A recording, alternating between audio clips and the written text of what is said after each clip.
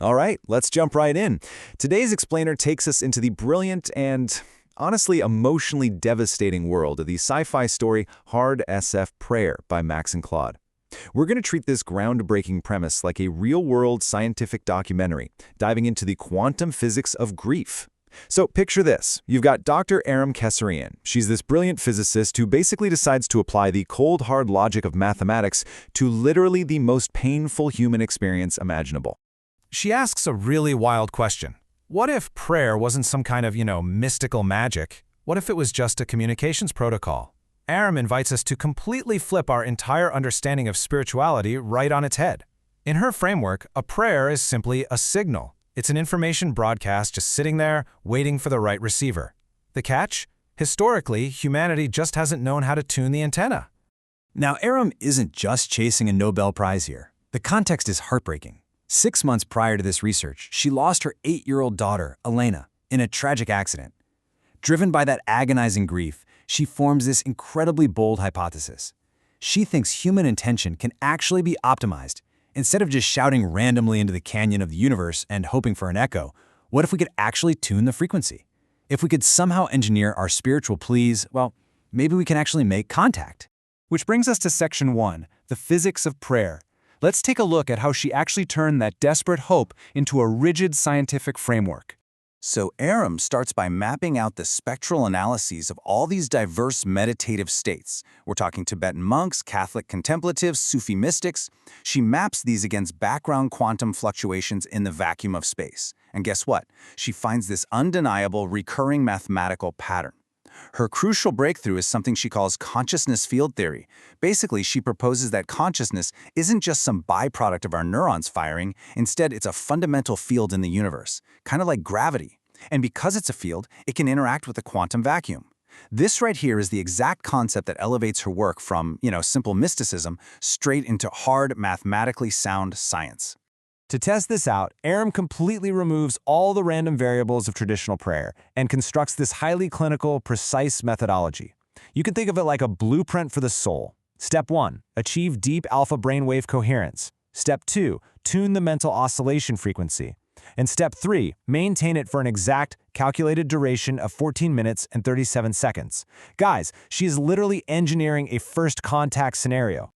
And the whole shebang hinges on one golden number: 7.23 terahertz. She calculates this as the absolute optimal resonance point to push quantum information right through that consciousness field. By perfectly matching this frequency, her desperate spiritual plea for her daughter is transformed. It becomes a hyper-precise, engineered transmission shot directly into the very fabric of reality. Moving on to Section 2, First Contact. Aram sits right in the center of her lab, basically acting as a living human antenna, and she just waits. The tension in that room is absolutely palpable. Surrounded by quantum field sensors, her assistant Marcus is watching the monitors like a hawk. Suddenly, the background quantum noise starts to shift, and then, exactly in the 13th minute, a response arrives. And it's not some random fluctuation either. It is highly structured, intelligent information literally organizing itself within the quantum vacuum. I mean, wow. Something out there in the universe is actually answering her call. But here is the massive twist that Aram uncovers, the intelligence responding to this perfectly engineered prayer. It isn't a divine creator. It's not some benevolent god or a choir of angels. She's actually made contact with ancient, formless consciousnesses.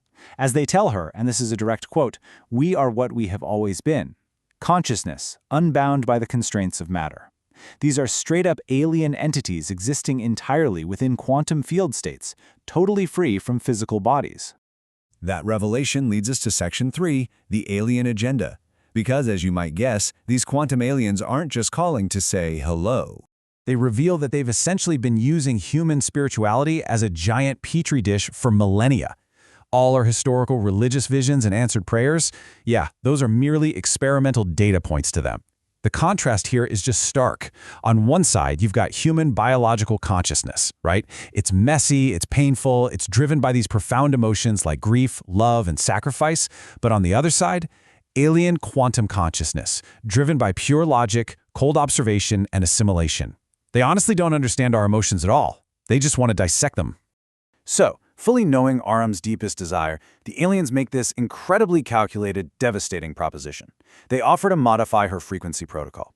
This would allow her to bypass all the noise of the quantum field and speak directly with recently deceased human minds, including, of course, her daughter Elena. But the cost? She has to establish a permanent resonance bridge. Basically, Aram would be giving these cold, analytical entities a permanent backdoor directly into the human mind. Okay, moving to Section 4, the ultimate sacrifice. Because right here is where the stakes escalate from deeply personal to literally planetary.